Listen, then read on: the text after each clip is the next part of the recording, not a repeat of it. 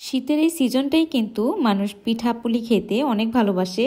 আর সেটা যদি হয় ছিটা পিঠা অথবা চিতই পিঠা, সাথে গরুর মাংস, হাঁসের মাংস, তাহলে তো কোনো কথাই নেই। সকাল সকাল ঘুম থেকে উঠেই দেখি আব্বু বাজার থেকে অনেকগুলো বাজার নিয়ে এসেছে। তারপরে আর কি আমি, আমার শাশুড়ি আম্মু এবং আমাদের হেল্পিং হ্যান্ড আপা তিনজন মিলে একসাথে কাজ শুরু করে দিলাম। এইদিকে আবার সকালের নাস্তাটাও কিন্তু রেডি করা বাকি আছে। তো তারপরেও এখন চিন্তা করলাম যে কিছু কাজ আগে গুছিয়ে নিই, তারপরে হচ্ছে নাস্তার দিকে যাব। তারপরে বাজারগুলো দেখে নিচ্ছিলাম। এখানে পাবদা মাছ আছে, চিংড়ি মাছ আছে। চিংড়ি মাছটা হচ্ছে একটু মাঝারি সাইজের চিংড়ি, এত বড়ও না আবার এত ছোটও না।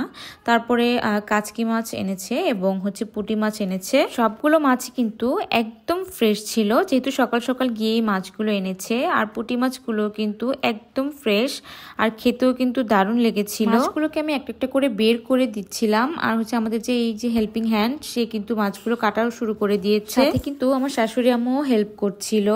তো সেও কিন্তু যে আরো মাছগুলো আছে সেগুলোকে একটু বেছে বেছে নিচ্ছিল। তারপরে এই তো এখানে ফ্যাপসাটা আমি তাকে বললাম একটু আগে আগে আমাকে কেটে দিতে, কারণ এটা হচ্ছে যেহেতু সিদ্ধ করতে হবে, এই জন্য বললাম যে একটু ছোট ছোট পিস করে কেটে দিন, আমি হচ্ছে এটাকে ভালো মতো ধুয়ে তারপরে সিদ্ধ বসিয়ে দিব। এখানে শুধুমাত্র গরুর ফ্যাপসাটাই আছে, গরুর কিন্তু কলিজা এবং তিল্লি কোনোটাই নেই। আমাদের বাসার সবাই কিন্তু আমরা গরুর ফ্যাপসাটাই পছন্দ করি, কলিজা তিল্লি এগুলো এতটা বেশি আমরা আর কি পছন্দ করি না খেতে। তারপরে এই তো এখানে পুঁটি মাছগুলোকেও কেটে নিচ্ছে। পুঁটি মাছ কিন্তু এই শীতের দিনে খেতে খুব ভালো লাগে, বিভিন্ন চচ্চড়ি অথবা হচ্ছে খাট্টা বা টক এগুলো রান্না করলেও কিন্তু বেশ ভালো লাগে। তারপর আমি এখানে বেশ বড় সাইজের একটি পাতিল নিয়ে নিয়েছি, সেটার ভিতরে হচ্ছে ফ্যাপসাগুলোকে ধুয়ে সিদ্ধ বসিয়ে দিয়েছি। এইদিকে আরেক চুলায় আমি সকালের নাস্তাটাকে রেডি করে নিচ্ছি। তো সকালের নাস্তার জন্য আমি এখানে আলু ভাজিটা করে নিয়েছি। আমরা কিন্তু সবাই রুটি দিয়ে আলু ভাজিটা খেতে খুব পছন্দ করি। তারপরে এখানে আপা হার্ড চিকেনটাকে কেটে নিচ্ছে।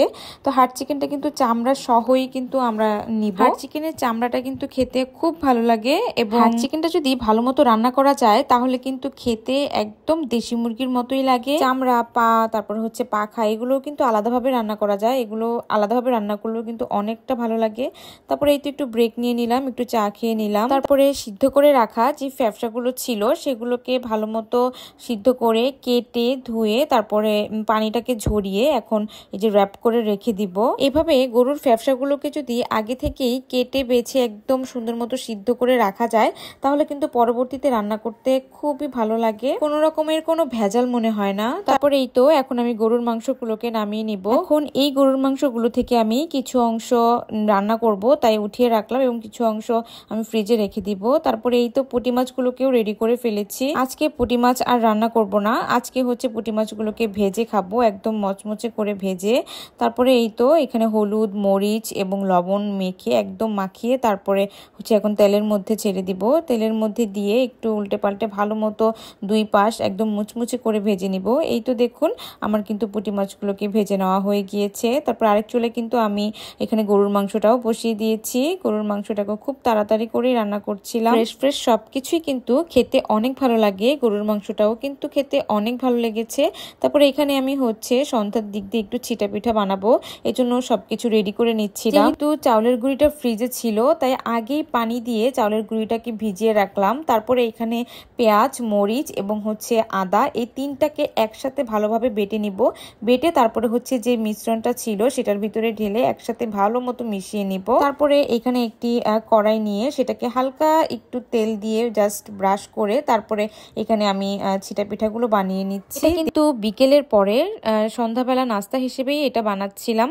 তারপরে সাথে তো গরুর মাংস আছেই। এখন হচ্ছে পিঠাটাকে দিয়ে একটু ঢেকে দিব, ঢাকার পরে কিছুক্ষণ পরে উঠিয়ে এই যে দেখুন একটু মুচমুচে হয়ে গিয়েছে। তো আসছে শীতে কিন্তু আপনারা এই ধরনের পিঠা বানিয়ে খেতে পারেন, আর শীতের দিনেই কিন্তু এইরকম পিঠাগুলোকে খেতে খুব বেশি ভালো লাগে। তো আপনাদের মধ্যে এই পিঠাটি কারা কারা এই শীতের মধ্যে ট্রাই করেছেন তারা অবশ্যই কমেন্টে জানাবেন। ছোট পিঠাটা যদিও আমি কারো কাছ থেকে শিখিনি, তারপরও আমার হাতের কিন্তু এই পিঠাটা খুব ভালো হয় এবং টেস্টও কিন্তু অনেক ভালো হয়। আমার শ্বশুরাব্বুর তো আমার হাতের এই পিঠাটা অনেক বেশি পছন্দের।